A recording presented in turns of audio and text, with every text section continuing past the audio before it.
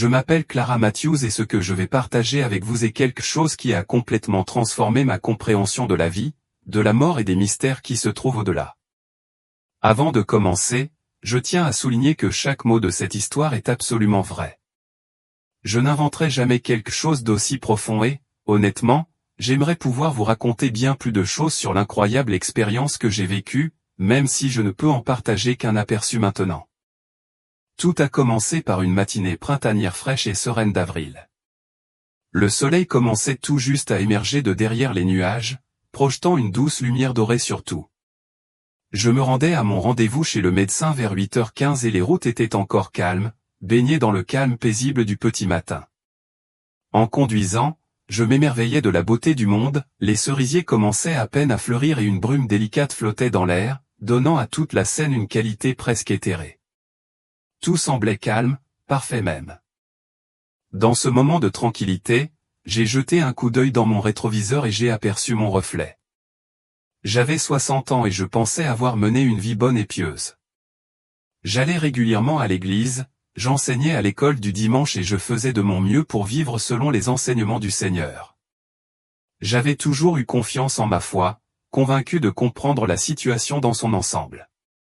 Mais rien n'aurait pu me préparer aux événements qui allaient se dérouler. La dernière chose dont je me souviens avant que tout ne change, c'est un éclair rouge soudain dans ma vision périphérique. C'est arrivé si vite, un camion a grillé un feu rouge et fonçait droit sur la portière côté conducteur de ma voiture. Je n'ai même pas eu le temps de réagir, encore moins de crier. Tout ce que j'ai entendu, c'est le crissement assourdissant des pneus, suivi du craquement esséurant du métal lorsque le camion est entré en collision avec ma voiture, puis le silence. Mais ce silence n'a pas duré. En un instant, j'ai pris conscience, pas au sens ordinaire du terme, mais d'une manière qui m'était totalement étrangère. C'était comme si chaque fibre de mon être se réveillait pour la première fois.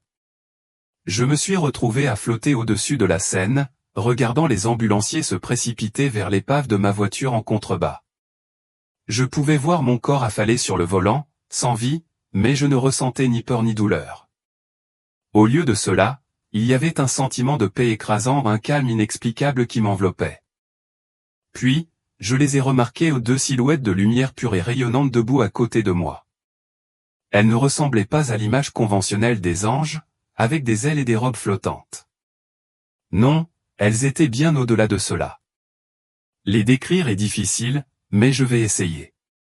C'étaient des êtres de lumière qui semblaient vivants, une lumière qui se déplaçait avec intention, qui avait une présence et un but. Leur beauté et leur pouvoir étaient au-delà des mots, et pourtant leur présence m'apportait à la fois émerveillement et réconfort dans une égale mesure. L'un d'eux, que je savais instinctivement être un ange, communiquait avec moi non pas de manière orale, mais directement dans ma conscience. « Clara, dit-elle, il y a beaucoup de choses que tu dois voir. » La voix n'était ni masculine ni féminine, mais elle portait une telle autorité, une telle sagesse profonde, qu'elle atteignit le plus profond de mon âme. En un instant, je ne me suis plus retrouvé à me balancer au-dessus de ma voiture cabossée. Nous avions déménagé dans un autre endroit. La seule façon de décrire cela est de dire que j'étais immergé dans ce qui ressemblait à un arc-en-ciel vivant et respirant. Mais même cela ne lui rend pas justice.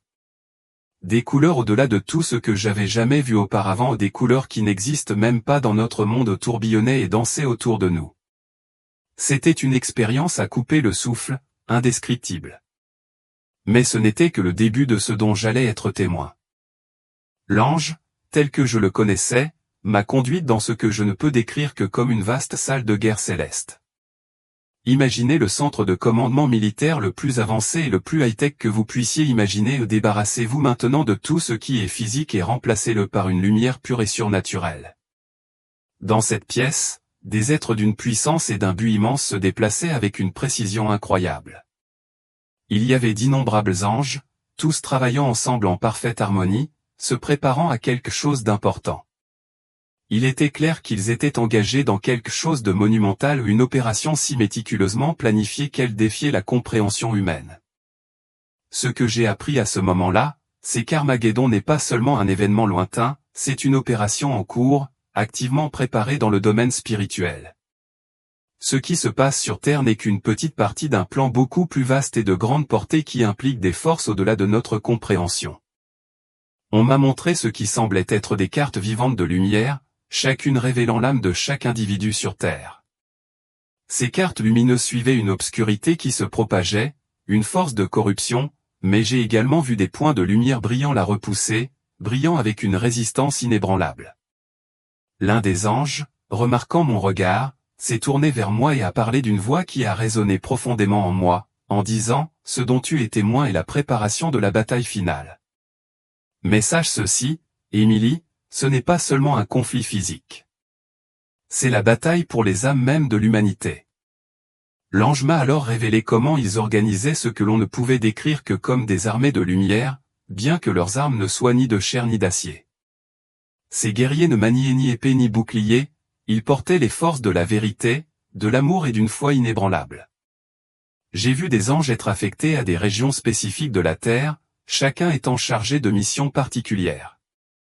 Certains ont été désignés pour protéger les croyants du danger, tandis que d'autres étaient chargés de répandre l'évangile dans des régions où la foi était confrontée à une hostilité croissante. Ce qui m'a laissé bouche bée, c'est la précision avec laquelle ils travaillaient, se déplaçant en parfaite harmonie. Chaque ange connaissait son rôle sans l'ombre d'un doute, sa part dans le grand dessein était déjà claire.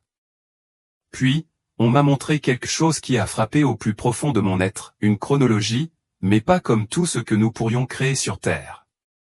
Cette chronologie était vivante, pulsée d'énergie divine, chaque instant vibrant d'un rythme cosmique profond. En regardant, j'ai vu comment ce que nous percevons comme des événements individuels était, en fait, profondément interconnecté. Chaque décision, chaque prière, chaque acte de bonté ou de cruauté faisait partie d'un plan beaucoup plus vaste, d'un réseau complexe de desseins divins qui s'étendait à travers le temps et l'espace. Les anges ont alors tourné mon attention vers la préparation de ce qu'ils ont appelé la « grande tromperie ». J'ai vu les forces des ténèbres comploter pour déformer la vérité de manière si convaincante que beaucoup en seraient victimes. Pourtant, les anges n'étaient pas passifs mais ils se préparaient pour ce moment précis, se positionnant pour aider ceux qui cherchaient vraiment la vérité à discerner les mensonges qui seraient répandus. Leur vigilance était inébranlable, leur stratégie détaillée et exacte. Ce qui m'a le plus frappé à ce moment-là, c'est la nature profondément personnelle de tout ce qui se déroulait. Il ne s'agissait pas d'une lutte cosmique lointaine, mais d'une bataille intimement liée à la trame même de la vie humaine. Les anges connaissaient chaque personne sur Terre par son nom. Ils comprenaient les luttes de chacun, ses doutes, ses moments de foi et de faiblesse.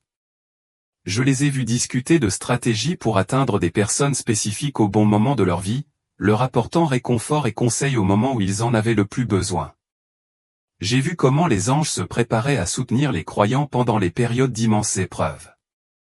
Dans un moment remarquable, j'ai vu des anges en train d'être formés bien que j'hésite à utiliser ce mot, car leur connaissance et leur force étaient déjà vastes pour apporter force et réconfort aux chrétiens confrontés à la persécution. Ils apprenaient à murmurer des vérités divines dans le cœur de ceux qui désespéraient, à protéger les croyants des mensonges qui les entouraient. Mais ce dont j'ai été témoin ensuite était peut-être le plus extraordinaire, les salles de préparation. Ces vastes espaces éthérés étaient remplis de ce qui semblait être des dons ou des outils ou des provisions divines méticuleusement organisées pour les temps à venir.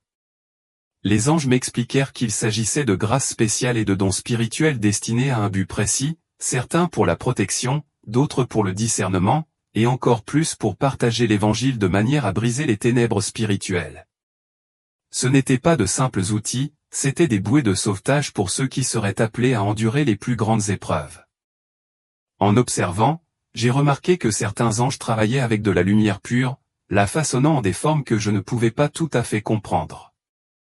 La curiosité m'a poussé à poser des questions à ce sujet, et mon guide m'a expliqué, ce sont des mesures préparées pour la protection des croyants pendant les temps les plus sombres. Tout comme Dieu a fourni la manne à son peuple dans le désert et la protection pendant les plaies d'Égypte, il a prévu des provisions pour ce qui est à venir. Les anges avaient une connaissance parfaite de chaque plan que les forces des ténèbres avaient conçu, et ils préparaient déjà des contre-mesures précises pour chacun d'eux. Mais ce qui m'a le plus étonné, c'est que leurs efforts ne se concentraient pas uniquement sur la lutte contre les ténèbres, ils étaient également engagés à répandre la lumière. Je les ai vus pratiquer ce que l'on peut seulement décrire comme des opérations de sauvetage spirituel. Les anges se préparaient à aider les gens à trouver la vérité, même face à une tromperie écrasante. Ils utilisaient tout ce qui était à leur disposition ou les rêves, les rencontres apparemment fortuites, même les moments les plus inattendus pour conduire les gens vers la lumière divine de la vérité. Puis, quelque chose s'est produit qui m'a ému aux larmes bien que je n'avais pas de yeux physique à ce moment-là, les anges m'ont montré comment ils se préparaient à travailler avec les enfants.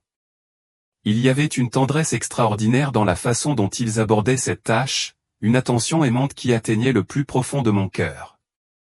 Ils se préparaient à aider les plus jeunes croyants à tenir bon dans leur foi dans un monde qui se moquerait et la rejetterait de plus en plus. On m'a montré comment les anges préparaient des protections spéciales pour ceux qu'ils appelaient, le reste, ceux qui resteraient fidèles, quel qu'en soit le prix. Ce que j'ai vu était bien plus qu'un simple aperçu d'une grande stratégie céleste, c'était une mission profondément personnelle, tissée d'amour et de compassion pour chaque âme.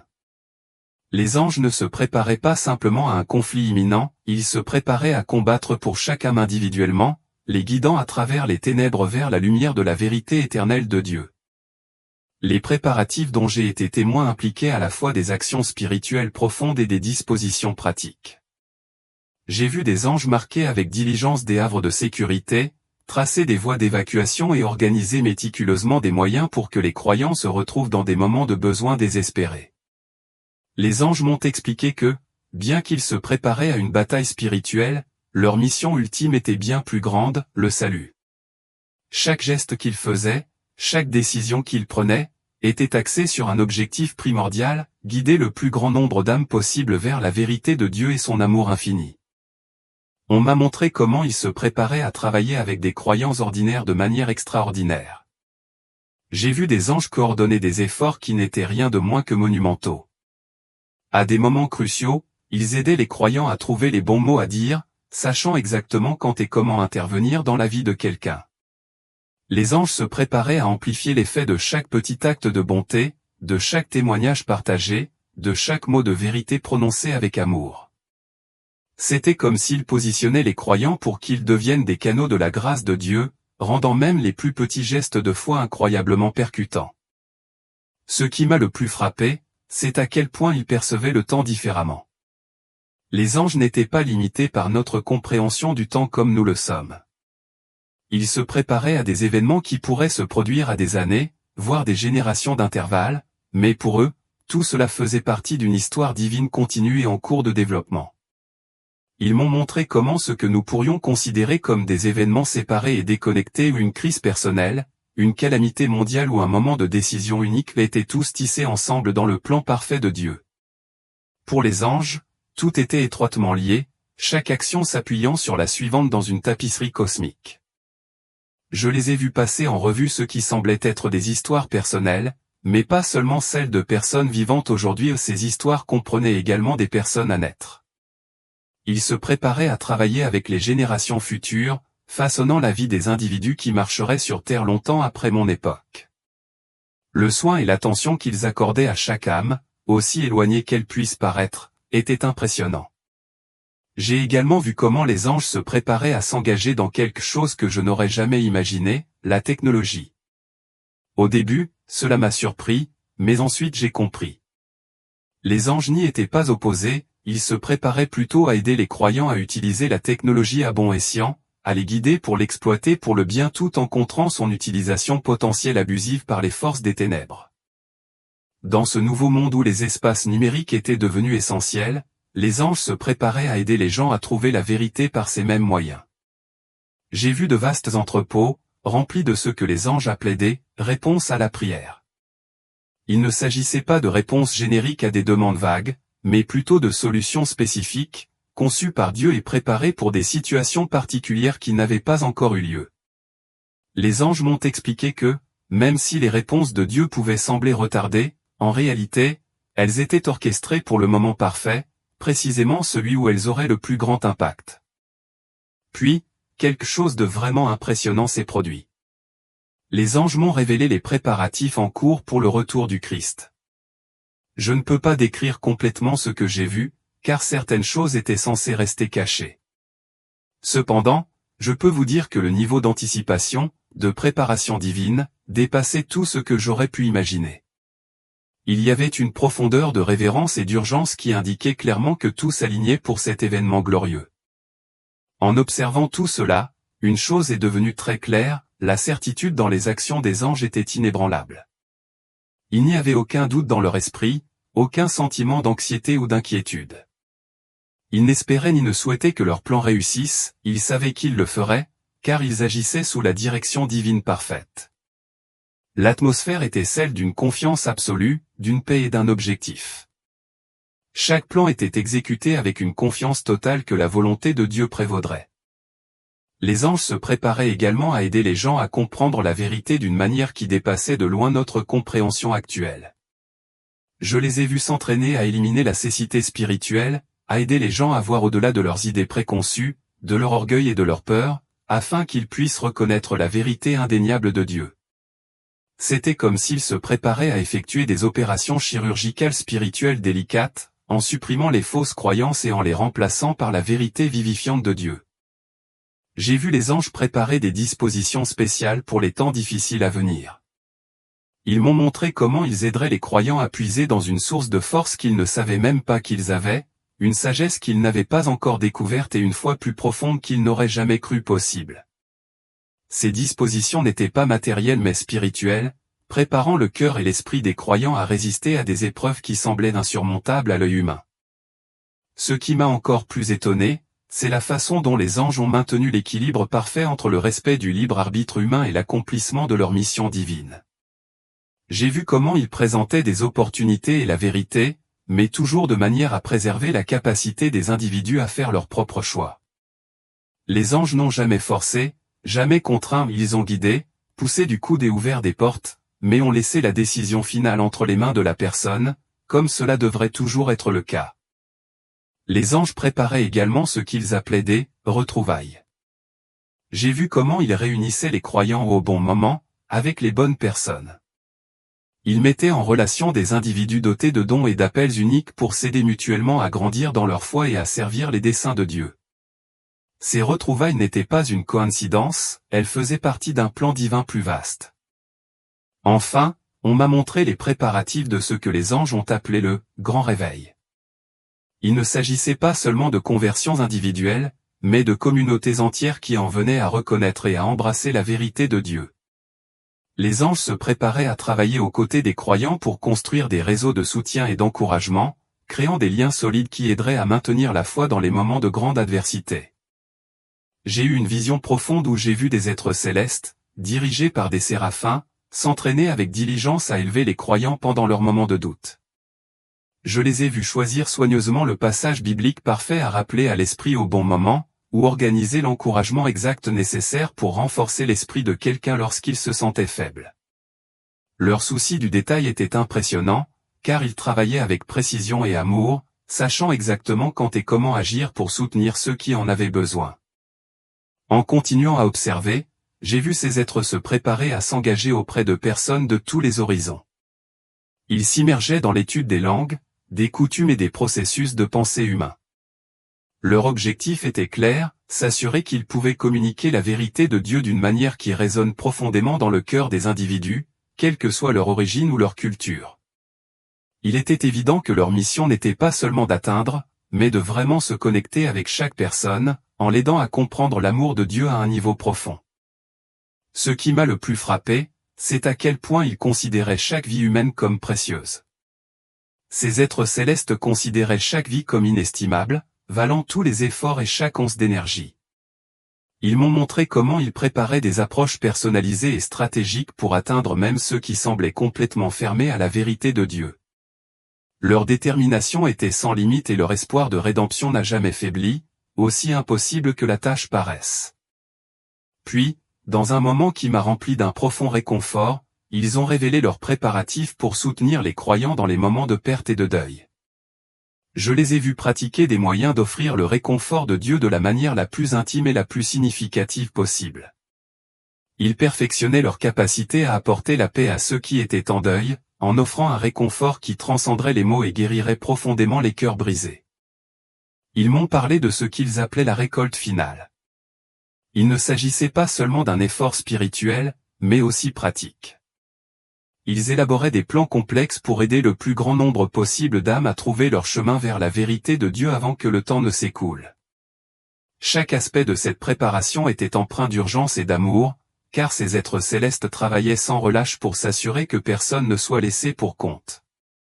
Tout au long de cette période, j'ai été enveloppé par un puissant sentiment d'amour. Chaque action, chaque stratégie, chaque détail était motivé par un amour inébranlable, l'amour pour Dieu et pour l'humanité. Il n'y avait aucune trace de colère ou de violence que nous associons parfois à tort aux prophéties de la fin des temps. Au contraire, tout était marqué par la compassion et le désir de guider les gens vers leur Créateur.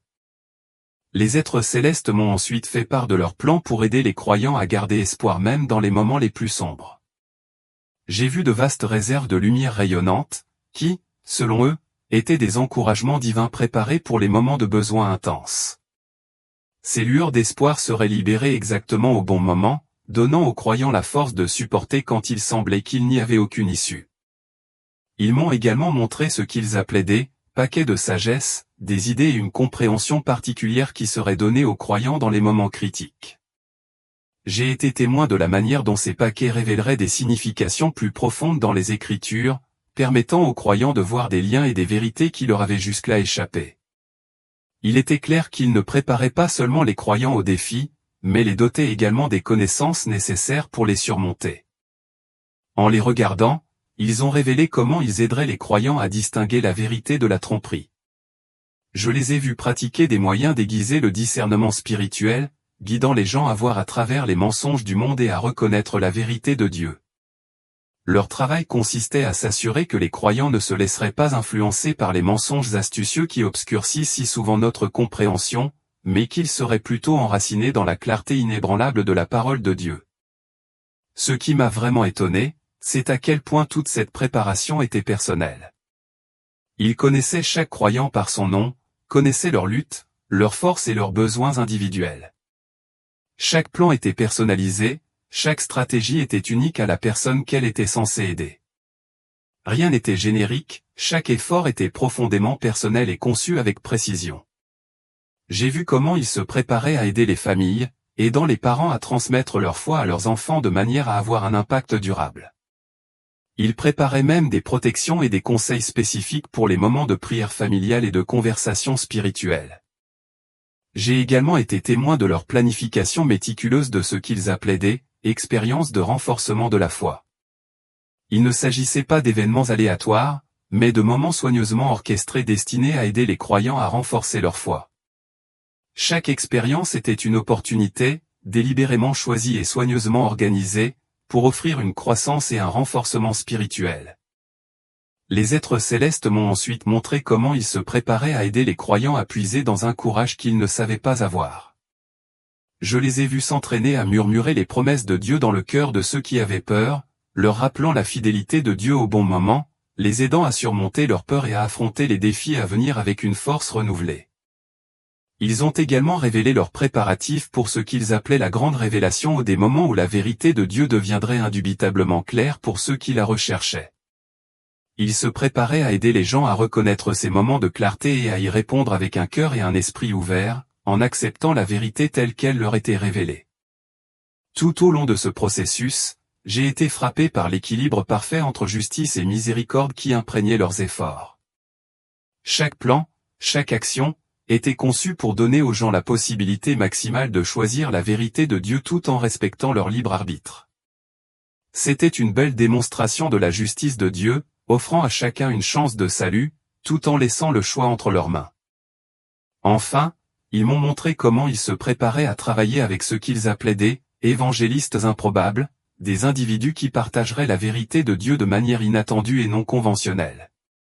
Ils se préparaient à aider les croyants à reconnaître et à saisir les occasions de répandre la parole de Dieu dans des endroits qu'ils auraient autrement négligés.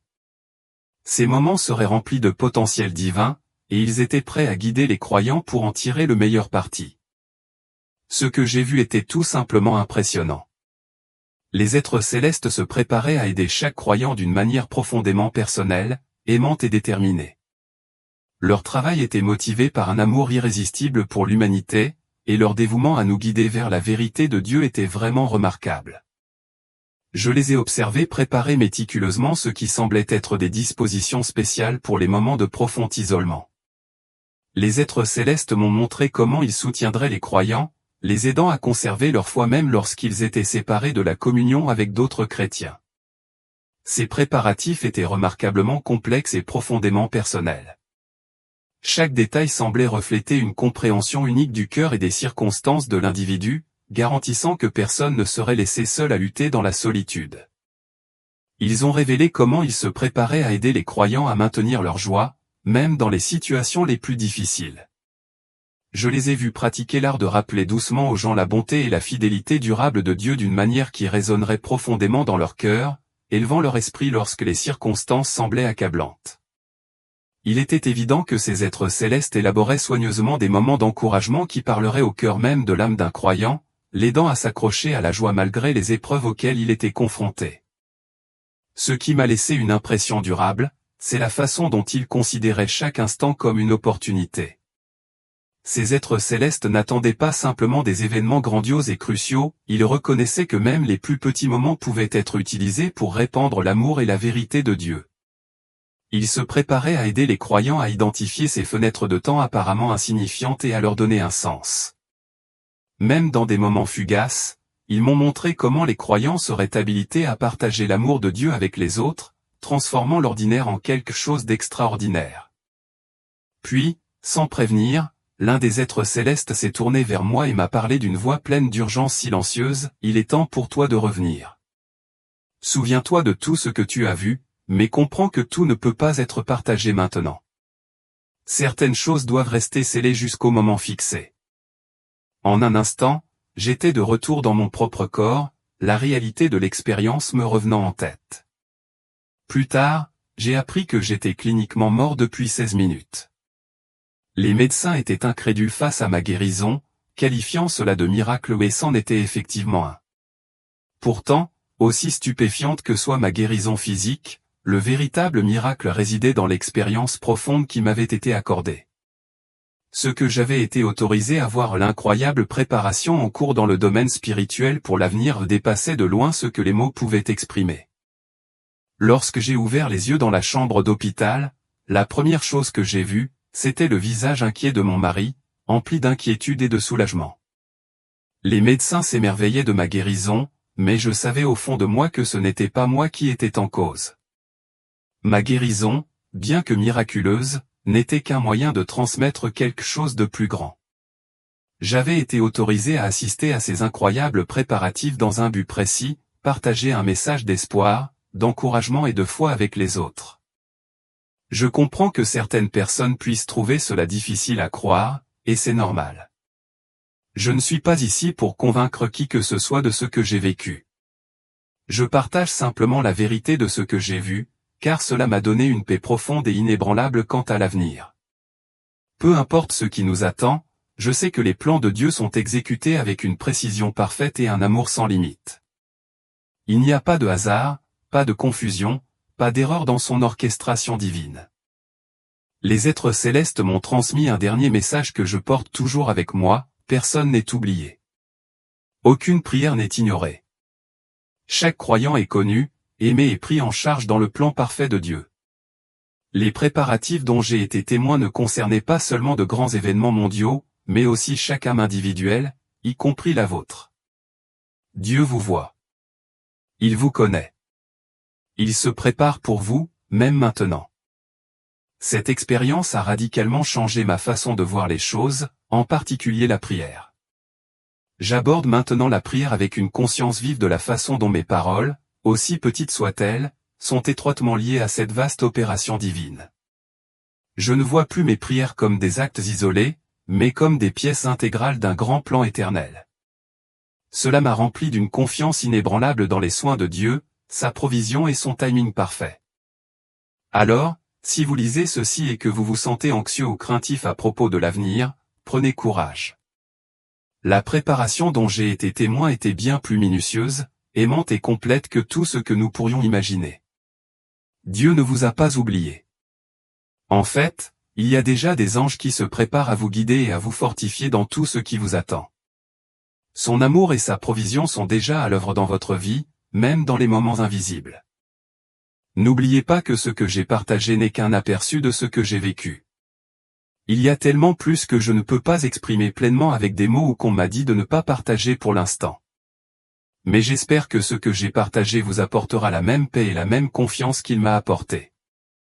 En fin de compte, une vérité prime sur tout le reste, Dieu a tout. C'est la vérité simple, mais profonde de tout ce dont j'ai été témoin. Aucun détail n'est trop petit pour qu'il puisse s'en occuper, aucune âme n'est négligée et aucun moment n'est perdu dans son plan parfait. Et c'est une vérité à laquelle il vaut la peine de s'accrocher, peu importe ce que demain nous réserve.